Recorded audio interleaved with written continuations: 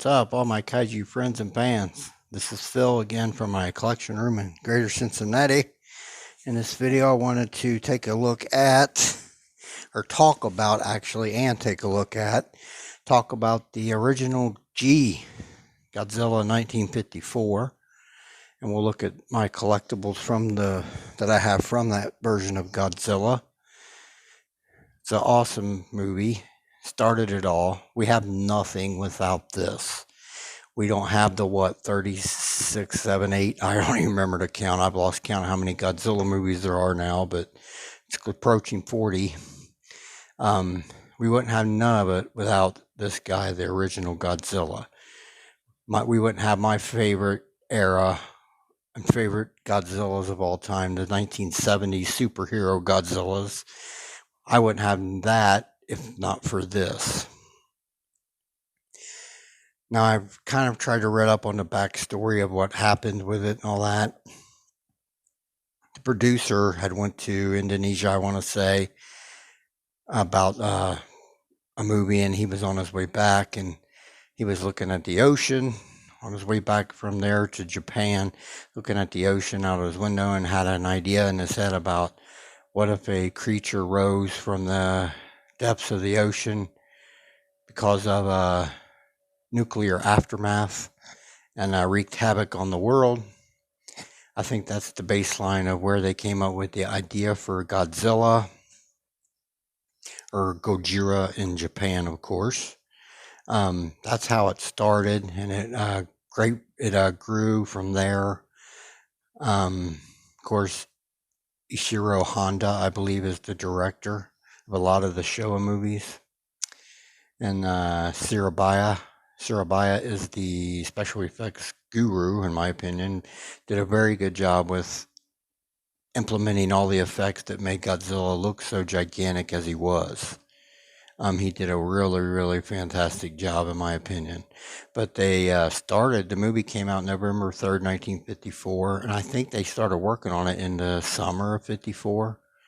Like July, August time frame, June maybe, June, July, August. So they did the movie really quickly.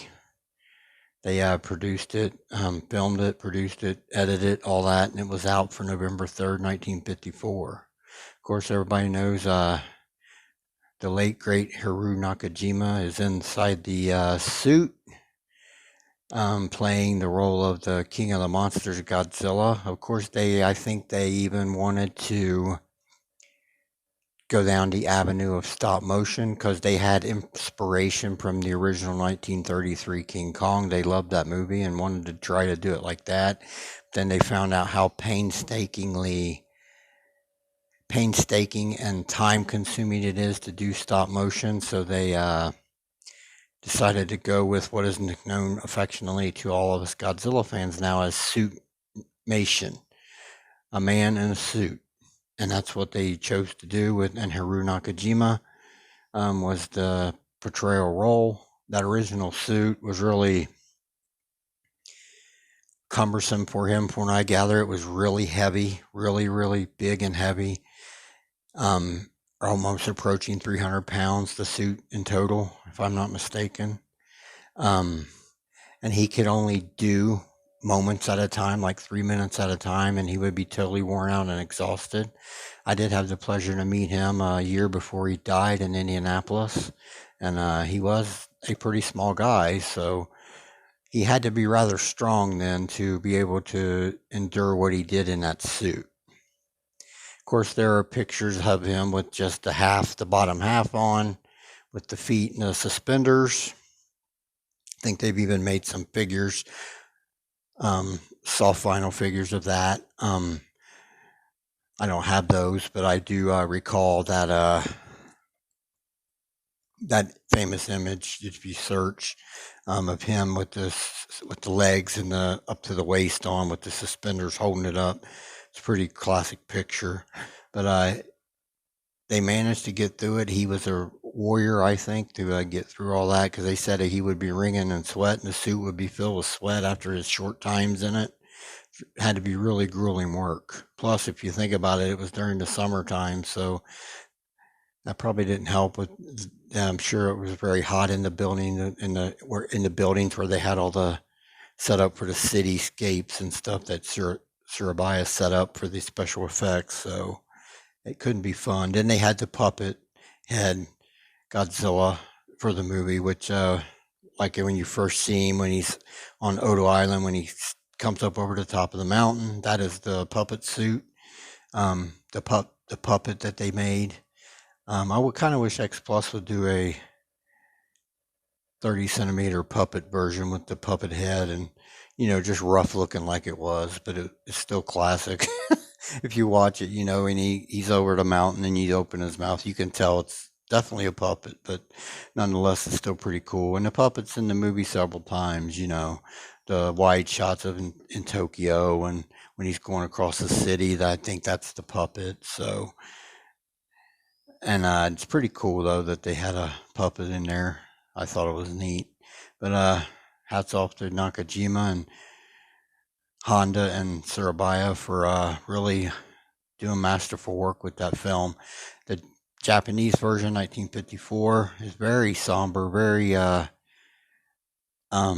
geared toward the after effects of the nuclear devastation that hit Japan during World War II. It's very somber in that fact, very, very, very dark, and a lot of talk about mentioning all that and stuff since the bomb and all that. Then the 56 version is took a lot of that out, Americanized it quite a bit, added Raymond Burr. I actually like the 56 version. I like both, but I like the 56 version just because I don't speak Japanese and I don't. It gets old reading the subtitles sometimes, my opinion. But I enjoy the 56 version as much as the original. Really, honestly, they're both really good. But one thing that always confused me about the movie when they were trying to figure out what was destroying all the ships, and they finally figure out that it's a giant monster, and it's from the dinosaur period. But really a huge monster because of the nuclear radiation and stuff. And Japanese version, if you watch it, he says he's 165 feet tall. In the American version, Dr. Yamane says this creature is 400 feet tall. I never have really got the correlation between those two. It always confuses me when I watch them. I'm like, dang, that's 230 feet in difference of the height. I always thought that was interesting. But if you watch the American version, he says this creature looks to be 400 feet tall, I believe. And the Japanese version, he's much, much shorter. So I just always found that interesting. Of course, Godzilla's wreaking havoc on Japan, and really our weapons are ineffectual to him. And then the storyline in the movie is great, too, with the human characters, because you have the young lady and Dr. Serizawa, of course, their love interest, but she really doesn't love him, and she loves the diver in secret. And along the way, Dr. Serizawa has developed a very radical weapon that destroys oxygen and water, and everything will die. And he's afraid of this secret getting out and being used for the wrong means. But then here comes Godzilla and he basically destroys Tokyo in one fell night, one fell swoop. And then his fiance, which she goes to Steve Martin, this is the 56 version, and tells him that I think there is something that can destroy Godzilla. And she tells him of Dr. Serizawa's secret, which she had promised not to do that. And then he's kind of being pressured to let them use that to try to get rid of this menace, Godzilla. And I think what turns the tail is when they do the national prayer to the song, a very sad song. That really takes him over emotionally because I'm sure he's thinking about all the people that died that night before, and he just finally decides to let them use it, but he destroys his records so that nobody could ever replicate the devastating weapon that he had created. So they went ahead and took that weapon down into the ocean. Sarazawa and Yogata, I think. Yogata, is that his name? I think the other character in the movie, and they find Godzilla, and Dr. Sarazawa starts to activate the weapon, and Yogata surfaces, and Dr. Sarazawa decides, I'm taking this secret with me. Nobody will ever know how to do this again. So he stays in the ocean and perishes with Godzilla at the end of the film. It's pretty, it's a very touching film and gripping film, and just the nuclear talk in the original. It's makes you very think a lot about what happened and what went down in the World War II, and the repercussions and after effects. 10 years later is still gripping Japan at the time. So a lot to think about if you let it run through your mind. As far as my collectibles from this awesome classic movie, this is the D4 reel Train Biter X Plus, of course. And this is the black and white. I think they had a colored version, and I had both, but I decided I didn't want both. I sold the colored. The reason I sold the colored was movies in black and white. So I would prefer to have this figure in black and white. So the nice little base there with it. That's pretty cool. There is a review of this figure in my channel archives if you want a more detailed look at it. But that's one of my 5 collectibles from this film. Let's move on to the X Plus Godzilla original 30 centimeter version. Let's do that now. All right, everybody, here's my X Plus Godzilla 1954 30 centimeter original version. Very tall figure, by the way. But I always like, this is one of the first figures I got in all of my collection, probably within the first 5 or so, I'd say. This was a very early pickup. It was a no-brainer because of 54, of course. But it's a pretty cool looking figure.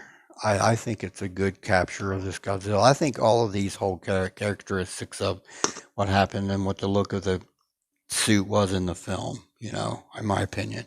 They all hold some really good characteristics from that suit. Of course, your D for real is super stylized because of the big head and small body, but still there's things there that are very, very, very cool on it. So this one too, super ultra, that's what you get with X Plus, is really ultra realistic and pulled off the screen, you could say. He looks really good. All right, let's go to the 30 centimeter Train Biter. Let's do that now. All right, everybody, I'm back, and here's the 30 centimeter X Plus Godzilla 1954 Train Biter, of course, holding the train just like the D for real, pretty much. But I always call this thing GMK Train Biter. Look at the face, look at the eyes, look at the face. This thing is stylized, in my opinion, quite a bit. Look how big his feet are. I think there's quite a bit of stylization on this thing, but in a very cool way. He just looks really awesome. Those white eyes, though, man, that's why I call it GMK Train Biter, because it just reminds me of GMK Godzilla a lot. This is a really nice figure. I think they had this out in bronze as well, I want to say. If I'm wrong about that, let me know. I think there was multiple versions of this, and I think one other version was, I want to say bronze or something like that. If I'm wrong, let me know in the comments, but it's a really nice figure, nicely done. All right, let's move on to the Sakai 54. Let's do that now. All right, everybody, here's the X Plus 30 centimeter Godzilla 1954 Yuji Sakai version. This is the Rick, which on the back of the leg there, you can see that little plastic skin comes off, and you can light up the dorsal plates. And as you can see, they are translucent on the tips. So they light up, they do light up nice.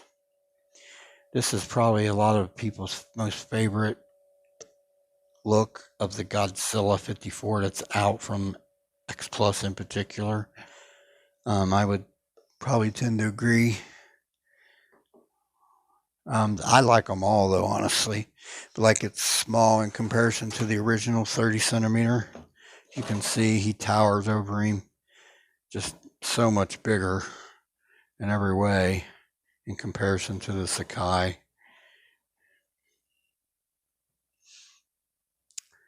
All right, we'll go for the big boy now. Let's do that now. All right, everybody, and here's my X Plus Gigantic Series Godzilla 1954 favorite sculptors line. This is a standard. The Rick came with the 3 little tanks, like from the poster version, I believe, of the movie, where I believe that's what that's from. I just didn't really feel those tanks when it came up for order, so I went standard through Hobby Search. This came out last year. This one's really excellent.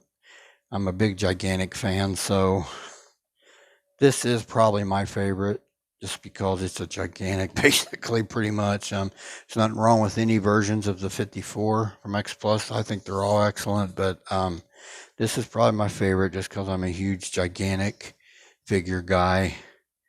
Ever since I got the first one, in my collection, and I've got so many customs. I've got 1, 2, 3, 4, 5, 6, 7, 8, 9, 10, like 10, 12 custom Gigantics made. So clearly I like Gigantics. So this is pretty awesome figure right here. All right, everybody, I'll move on to some final thoughts, and let's do that now. All right, everybody, I'm back. Godzilla 1954, transcending movie, changed the face of Japan film, I would think. He's the biggest movie star in Japan, in my opinion, anyway. Biggest movie star, been in more movies than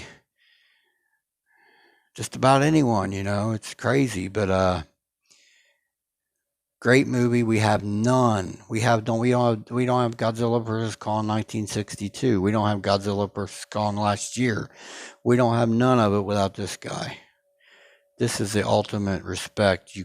Is this movie to the lineage of Godzilla? If you're a new Godzilla fan, you've not seen this movie, take the time to sit down and watch both versions, the Japanese version and the Americanized version. I like them both myself. I think this movie laid the foundation for what went through, what happened in the Godzilla verse. I mean, the very next movie, 1955, 1 year later, that's a good movie too. Godzilla raids again. To me, that movie is vitally important to the Godzilla franchise because Godzilla fights another kaiju for the first time in that film. All the way, fights a kaiju in every movie up to 84, from 55 to 84. Fights another monster in every movie, and then after 84, he went right back into fighting other kaiju again. So it's just pretty awesome. But we have none of it without this guy.